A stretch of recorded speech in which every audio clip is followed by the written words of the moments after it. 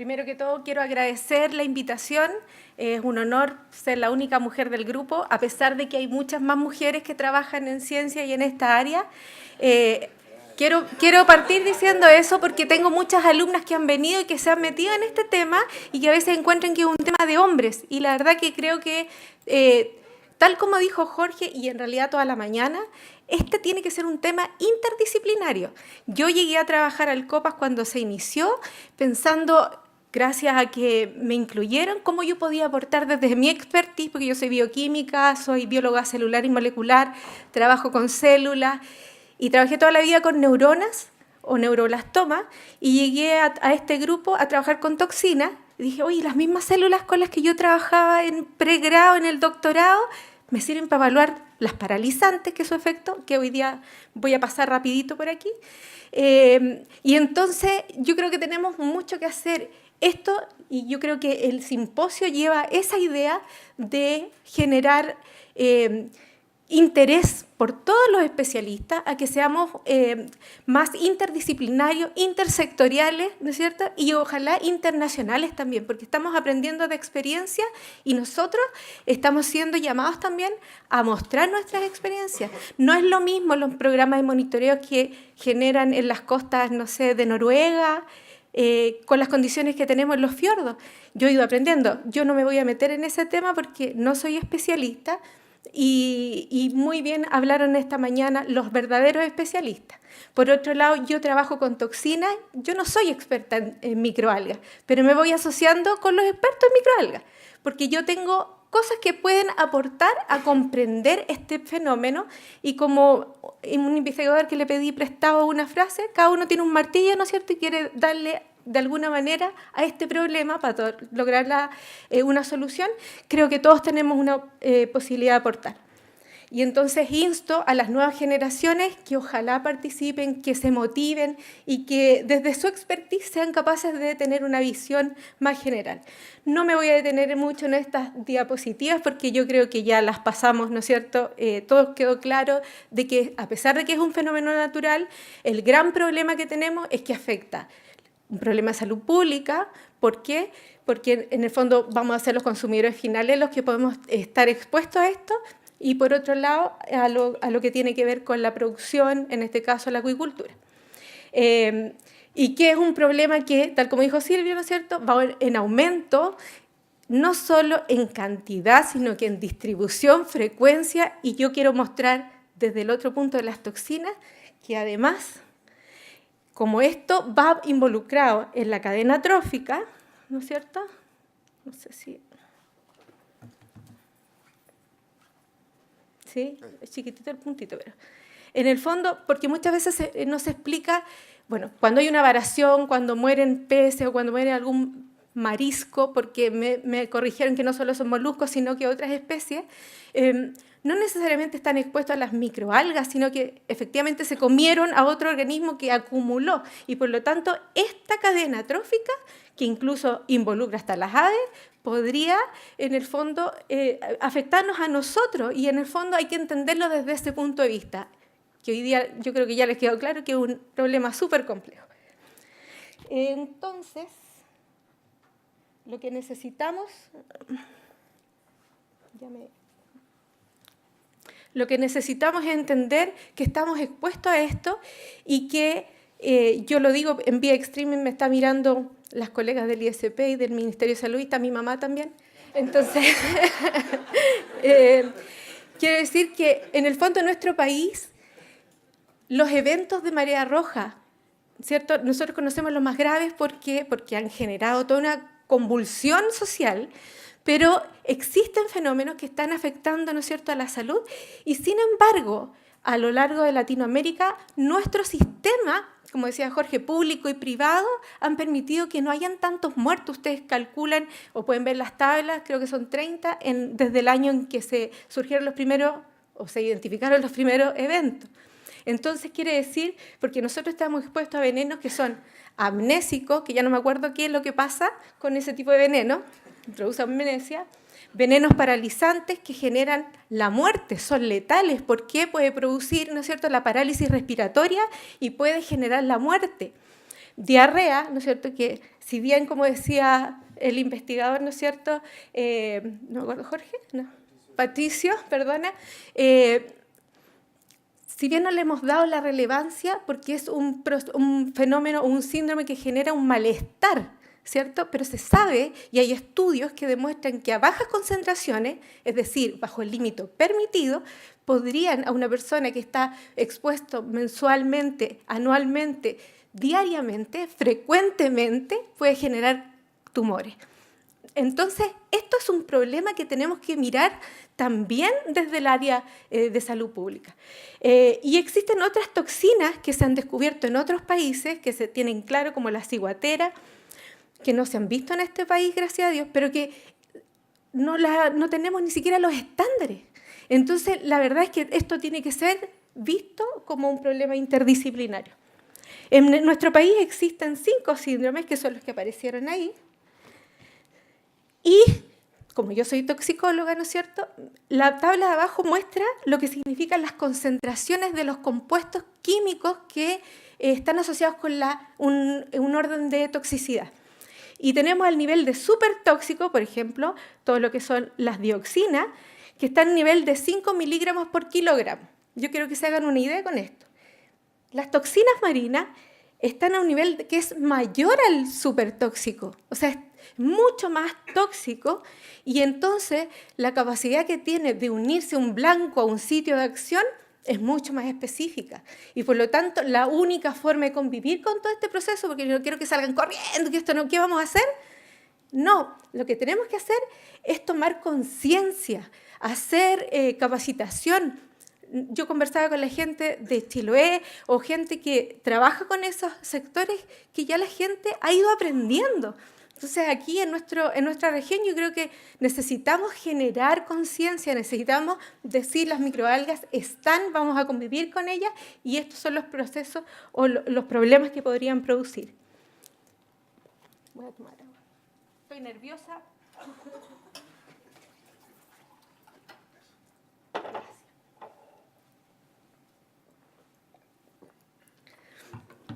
Solo para hacer mención a lo que les decía del supertóxico, y además sumado a que nuestras especies se han ido adaptando a estas condiciones ambientales, es que los límites de detección, tanto de consumo interno como para exportación, implican valores regulatorios que aparecen acá. Por ejemplo, voy a detenerme solo en la paralizante, que son permitidos en un marisco un máximo 80 microgramos por 100 gramos de carne, ¿ya? O sea, quiere decir que bajo eso todavía es permitido, porque a lo más nos podría producir un adormecimiento de la boca. Pero sobre eso nos puede ser letal para una persona. Esto está hecho un cálculo para una persona de 70 kilos que come o sea, están hechos estos cálculos para prevenirnos. Pero resulta que nuestros organismos han acumulado en los últimos eventos más de 12.000, más 16.000. Había un reporte que leí hace poco de varios centros de investigación. Yo cité solo lo que vi en el Congreso ICHA de Andrea Rivera, del Ministerio de Salud. Entonces, eso es lo que nos permite a ponernos alerta. Ahora, ya se mencionó que de las paralizantes, que es la que hemos estudiado más, ¿por qué? Porque es letal. Existen muchas moléculas similares, porque cambian solo una molécula, o sea, un sitio, ¿no es cierto?, un radical, cambia y eso permite, es como una llave cerradura. Si nosotros cambiamos una de estas estructuras, puede que no entre bien al sitio de acción, ¿eh? Y eso va a generar que sea o más potente o menos potente. Pero sumando a la complejidad del sistema, tenemos estas especies que podrían estar produciendo, ¿no es cierto?, saxitoxina y las paralizantes, pero adicionalmente a eso, en agua dulce también se han encontrado especies que son capaces de producir esta toxina. Vamos a sumar otra complejidad, que además muchas de estas especies que nosotros conocemos, hoy día se sabe que producen más de una toxina. No necesariamente un bloom de Alexandrium va a significar la misma cantidad, la misma concentración de toxina. Es más, hay veces se han detectado bloom que son menos, ¿no es cierto?, menor número de microalgas y ha sido igual de tóxico. Y en otras ocasiones hay microalgas del mismo género de Alexandrium que no son capaces de producir las especies más tóxicas. Hay algunas de las toxinas que solo se encuentran en los moluscos. Por ejemplo, ¿por qué los choritos tienen capacidad de detoxificar y por lo tanto en su sistema, en su carne, en esta matriz que voy a mencionar más adelante, son capaces de metabolizarlo y entonces la microalga no la produce? Y lo metaboliza, lo decarboxila para poder quitarle la toxicidad, porque también los afecta. De hecho, hay varios experimentos que hicieron investigadores, no me acuerdo, pero anteriormente lo pueden buscar ustedes, en donde veía que, por ejemplo, los que se entierran, cuando se afectan, se mueren, no se pueden enterrar, ¿cierto? Los enterradores. Pero que habían unas almejas, ¿sí?, que mutaban el canal de sodio. Y eso apareció en un Nature. O sea, ¿por qué? Porque son capaces de adaptarse para poder sobrevivir. Entonces ahí aparece también todo un tema relacionado con que los mitilicultores en España están buscando los organismos refractarios. Yo no sé si eso existirá, pero sí sé que estos organismos, y en especial los organismos chilenos, en especial Mytilus chilensis, que yo lo encuentro maravilloso, es capaz de retener cantidades de toxina más altas que en cualquier parte del mundo. ¿Cómo lo hace para que no le afecte su sistema? Porque nosotros estudiamos y vimos el efecto que tenía en el sistema inmune del mitílido y vimos que baja su capacidad de responder, es decir, que si se encuentra con un patógeno no va a ser capaz de responder. Pero eso a las primeras horas, después de 24 horas, el organismo vuelve a activarse y de hecho es una de las especies que depura más rápido, porque si lo comparamos con el loco puede estar un año después y todavía mantener, y el loco no consume microalgas, se come a los choritos. Entonces, la verdad es que es un tema fascinante para mi área y donde queremos hacer algún aporte. Tal como yo sí impuse mi título, quiero decir, quise dar una mirada de las distintas estrategias que desde mi expertise he ido desarrollando siempre de la mano y muy humildemente con los expertos. Porque, por ejemplo, lo que yo muestro acá es que hoy día los métodos oficiales para consumo interno todavía involucran el ensayo ratón. ¿Por qué? Porque tiene la función biológica. Si nosotros le pintamos un extracto de un compuesto que es tóxico, el ratón se muere. Entonces no me voy a comer eso. Y sin embargo, por un tema ético y me parece correcto, ¿no es cierto? Estamos buscando el sistema de las 3R, bajar el número de animales que se usan para este efecto, pero sin embargo es un sistema súper robusto. Y entonces por eso es que las autoridades no han querido todavía sacarlo del sistema. ¿Por qué? Porque en el fondo las técnicas analíticas cada vez se están poniendo, son mucho más específicas, de hecho no tienen efecto de matriz porque diluye uno mucho la muestra. Pero, y esto me puede corregir con un colega que yo he aprendido mucho, que es Luis Roa, en el fondo tener un Ferrari sin saber conducirlo o no tener horas de vuelo suficiente me permite no ver o no saber, porque esto puede ver incluso cuando se cambia un átomo. Pero si no sé en dónde buscarlo o con qué metodología lo voy a extraer para poder hacerlo evidente, entonces no me sirve de nada. Y por lo tanto, creemos, así desde nuestro laboratorio, que por ahí están mis niñas, que necesitamos desarrollar metodologías que sean complementarias. Me han corregido mucho alternativas, porque nunca me van a creer que puede ser la alternativa, pero sí pueden ser complementarias, de tal manera de generar menos gastos o de permitirnos estar preparados en caso de que aparezcan nuevas toxinas, nuevos riesgos. Casos que voy a poner. Por ejemplo, las paralizantes.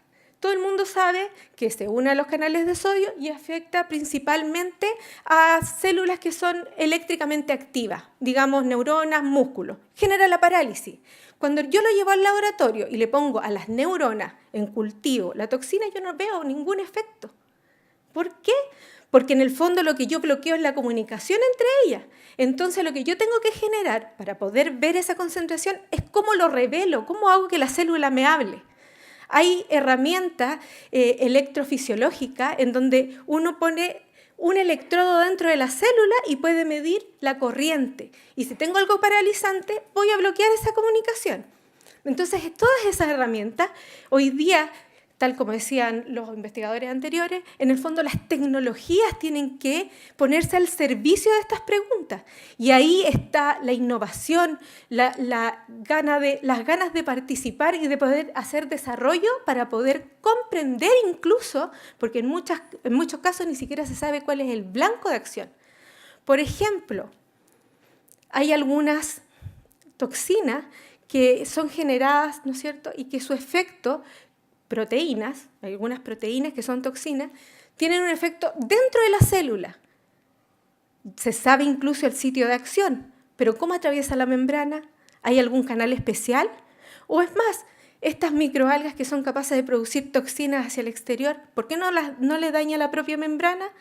Entonces, nosotros desde ese punto de vista comenzamos a ver y dijimos, ya vamos a hacer una innovación en el tema, y resulta que habían un montón de antecedentes antes que yo, investigadores que habían nacido mucho antes que yo, que ya tenían hasta patentadas algunas de estas tecnologías. Y entonces dijimos, ¿por qué si están en literatura no se usan? Y nos dimos cuenta que el grave problema, porque normalmente uno ensaya el ensayo ratón, y entonces podríamos usar neuronas, por ejemplo, para poder verlo y usando estas metodologías explicar lo que pasa. Entonces, nosotros elegimos una de las metodologías que encontramos que era la más fácil, barata y que en el fondo la podíamos aplicar. Existe un método en donde, usando 2 toxinas, yo bloqueo. Primero abro el canal de sodio en la neurona y luego bloqueo la bomba sodio ATPasa. ¿Qué hago? Llevo a la célula a la muerte. Así de sencillo, con las 2 toxinas.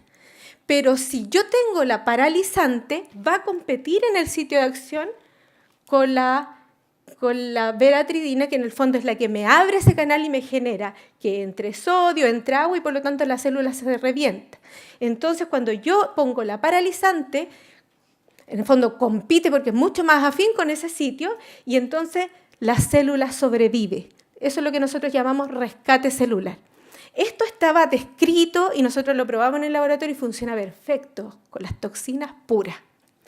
Pero si le ponemos muestra matriz del molusco, al igual que todas las innovaciones que se han generado en los laboratorios, no sirve. Entonces, lo que hay que hacer es hacer desarrollo de eso, pero acoplado a las metodologías analíticas, como mejoramos el método de extracción, y en eso hemos estado trabajando. Tuvimos un FONDEP, el primer FONDEP que me creyeron y me apoyaron, ¿no es cierto?, en donde Ámbar Abayay, que está por atrás seguramente, estuvo trabajando, tratando de evaluar el efecto de la matriz, con qué metodología nosotros podíamos hacer que bajara a 0. Probamos las metodologías que usaban los chinos, los que usaban los norteamericanos, no nos funcionaban. Y después nos dimos cuenta que es ¿por qué? Porque la carne de ese molusco que estamos nosotros monitoreando tiene valores nutricionales, no sé, hasta iones interfieren. Por lo tanto, un método que se usa en otro país no sirve con nuestros, e incluso no sirve en distintas regiones. Entonces hay que hacer desarrollo para esto. Y entonces con esos resultados seguimos escalando, no nos ganamos la siguiente fase porque dijeron, no, eso no sirve. Y entonces nosotros, porfiadas, seguimos adelante. Y entonces, por ejemplo, aquí están las toxinas puras y lo que está más hacia el lado del eje de las I, en el fondo es lo que es más tóxico. Y en azul, ¿no es cierto?, está la saxitoxina que lidera todo, que es la que tiene los radicales, ¿no es cierto?, que son más afines por el sitio de acción. Y algunas de las otras menos tóxicas, por ejemplo, las que están acá, ¿no es cierto?, porque se necesita más concentración para poder generar la muerte de las células. Fíjense, en este caso, el rescate celular, al revés. Entonces, pero con las toxinas puras, estas son de libro. Nosotros miramos lo que está en literatura, es de libro. Pero cuando vamos a las muestras, esto que está acá es en el fondo que nosotros hemos comparado que el factor de toxicidad del modelo que estamos usando si se parece a lo que se utiliza hoy día con el ensayo ratón y con otras innovaciones. Y efectivamente encontramos que son muy similares para la selección, para la identificación de ese factor de toxicidad. Entonces el desafío era, con todo este avance, ver si podíamos medir muestras reales, muestras complejas. Yo digo muestras reales y me retan las niñas porque muestras naturalmente contaminadas. Entonces, por ejemplo, en este caso han sido muchos análisis, porque para poder convencer a alguien hay que validar y eso implica muchas muestras. Y hay que andar golpeando porque en realidad no tenemos autorización para tener muestras, no le podemos convidar, no sé. Entonces, esto es lo que digo yo, hay que generar esta intersectorialidad, el apoyo para poder hacer avance. Por ejemplo, cuando son positivas en este modelo, la primera curva que se ve aquí es el estándar puro y la que está aquí abajo es de una muestra tóxica. Entonces ya tenemos parámetros, tenemos mediciones, no les voy a dar la lata con cuál es el coeficiente ni nada, pero sí quiero que vean cómo se ve una muestra positiva. Y en el caso de una negativa, en el fondo, por ejemplo, esta es la muestra y esta es el estándar. Ahora, hay algunos casos complejos, efectivamente, por ejemplo, cuando no son tan tóxicos, y eso es lo que hay que ver, cómo vamos a poder nosotros buscar el factor de corrección de estas técnicas. Otras herramientas, molecular. Todo el mundo quiere hacer PCR, qPCR, no sé, metabolómica, lo que sea. Pero es complejo. Las paralizantes, la ciguatera, hay un paper, secuenciación masiva, la ciguatera prende todos los genes. Entonces es fácil agarrar uno que sí te dé una respuesta distinta a la matriz. Pero cuando nosotros trabajamos con paralizantes, habían 2 autores que ya habían hecho secuenciación y decían, fome, no prende nada, todo se apaga, todo está apagado. Pero resulta que Alejandra Rivera, que trabaja en el laboratorio y trabaja en la parte molecular y de copas, ella se obsesionó con esto y ver si es que había tiempo, a lo mejor se podía ver algo más temprano. Y resulta que efectivamente encontró estos genes candidatos que normalmente a las 6, 12 horas muestran una señal diferencial con respecto a la matriz, que es lo que andamos buscando. Ahora la idea es poder validarlo con el resto de las toxinas, ¿cierto? Hay otro campo. Pero aquí mi compromiso de otra herramienta que podría ser útil si es que buscamos a los especialistas que nos ayuden con la bioinformática para poder hacer las mejores selecciones. Y por último, en el grupo de las ictiotoxinas, yo creo que ese es un tema fascinante porque se sabe muy poco. Hipótesis hay miles que producen especies reactivas de oxígeno. Resulta que todas las microalgas producen especies reactivas de oxígeno, pero tienen las buenas controladores internos y las dañinas, en el fondo las pueden liberar al medio. No tienen que estar rotas. Hemos visto que no es necesariamente. ¿Cómo lo hacen? Bueno, los macrófagos también hacen cosas como esas. Entonces, la verdad es que hay que comprender y todavía falta mucho por estudiar. ¿Han visto la sinergia? La producción de ácidos grasos, la producción de... La verdad es que nada lo explica. De hecho, yo tuve varios papers que traté de publicar y esto puede aportar... Sí, pero usted no está explicando cuál es la muerte. Pero está muy bonito su modelo. Así que finalmente dimos vuelta a los papers para poder mostrar cuáles son esas herramientas interesantes que podrían... Con eso, el desarrollo que ya teníamos del método celular para las paralizantes, una tesista dijo, ya vamos a ver letalidad sobre artemia. Y entonces, las artemias normalmente nadan en la columna de agua de arriba abajo, se mueven muchísimo, y nosotros, cuando poníamos un extracto de microalga, no sé si es con no puedo ver aquí está, mira acá. Le poníamos el extracto, no nadaba, se quedaba ahí estático, dijo, está muerto. No, pero mueve su apéndice, que, perdón los expertos porque no sé cómo se llama, pero está vivo. Y cuando lo poníamos en el agua limpia, le sacamos ese extracto, seguían nadando como si nada. Puede ser paralizante. Los referees me dijeron, no, eso es la mucosidad que botan, que hace más denso el agua. Ya, veamos, poníamos las microalgas y efectivamente paralizaba el extracto y la extracción era para las toxinas del tipo de brevetoxina, porque andábamos buscando nosotros brevetoxina en heterosigma. Resulta que cuando agregábamos no veíamos las respuestas de rescate, o sea, de muerte que andábamos buscando, y entonces usamos el modelo celular y encontramos que efectivamente al aumentar las concentraciones de este extracto de heterosigma que no se había descrito ningún tipo de toxina paralizante, habían unos resultados de posibles brevetoxina que efectivamente, les cuento, las masas moleculares que encontramos por masa-masa, por masa-masa, corresponden a las masas de brevetoxina, pero no se comportan como tal, por lo tanto tienen que ser otras estructuras. Y resulta que sí encontrábamos que hacía un rescate con esto de la obabaína veratrina con el modelo celular. Seguimos trabajando, fui donde mis colegas que tienen como sistemas para medir electrofisiología.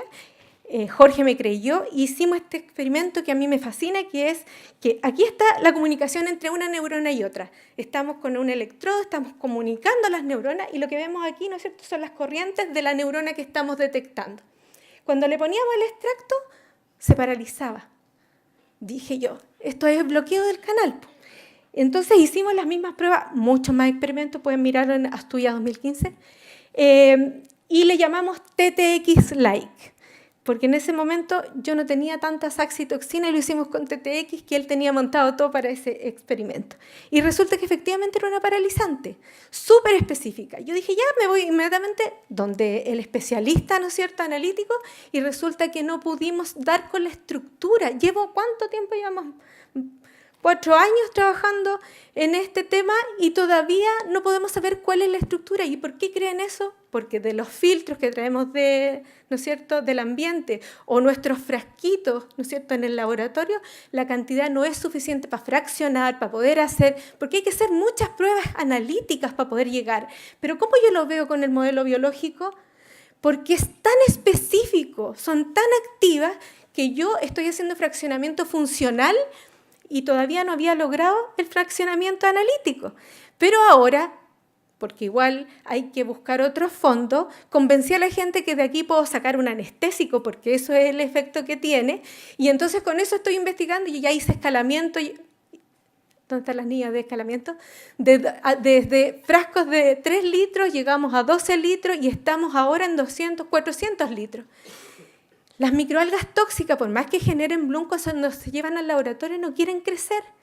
Es más, Larsen, especialista, ¿no es cierto?, de pseudochatonela, me dijo, cuando veas que es tóxica en tu laboratorio, me llamas.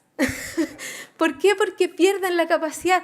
Y entonces, esto es lo último que quiero comentar, es que todavía no sabemos cómo funcionan, cuál es el sitio de acción, no sabemos muchas cosas desde mi área, ¿cierto? Pero tampoco sabemos cuál es el rol ecológico que tienen estas toxinas.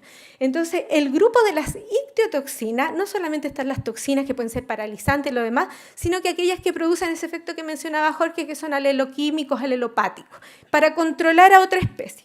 Esto es un préstamo que me hizo, ¿no es cierto?, Urban Tillman, en donde grabó un bioensayo poniéndole el sobrenadante Alexandrium catenella sobre la rodomona. Y fíjense cómo se destruye, y esto en menos de 6 horas.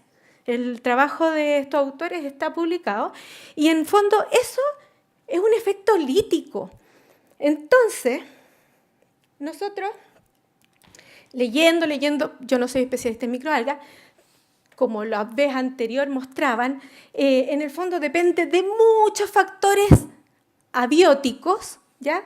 Pero yo creo que a esto hay que sumarle también los factores bióticos. En el fondo, ¿cómo es que puede haber una competencia incluso intraespecie?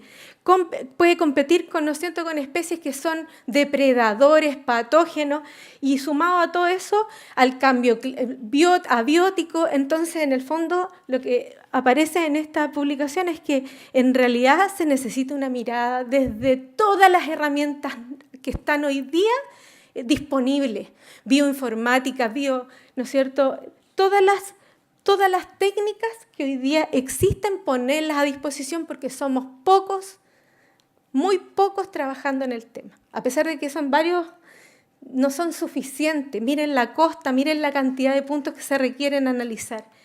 Y también veía que ponían ese microscopio a los chinitos trabajando, porque yo creo que el mensaje subliminal, que es un trabajo riguroso de chinos. O sea, es gran cantidad de trabajo para un muestreador. Entonces, estas herramientas, como por ejemplo el proyecto que tiene Fernando Cruzat, ¿no es cierto?, un FONDEP, para generar herramientas moleculares que apoyen la labor. No quiere decir reemplazar, sino que se complemente.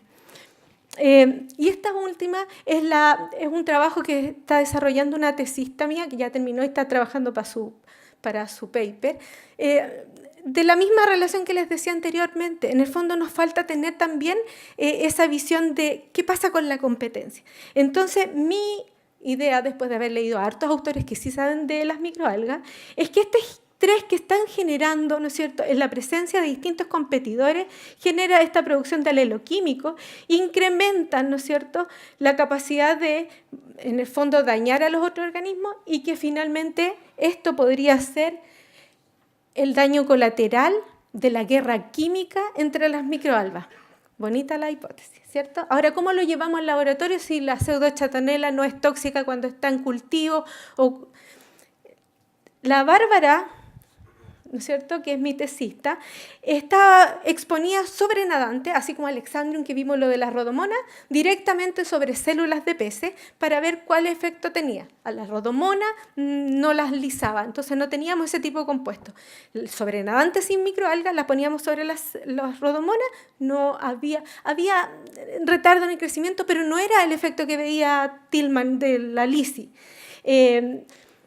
Luego pensamos en poner ambas a competir y tomar esos sobrenadantes y evaluarlo. Y efectivamente hay mayor daño cuando teníamos eso en las rodomonas.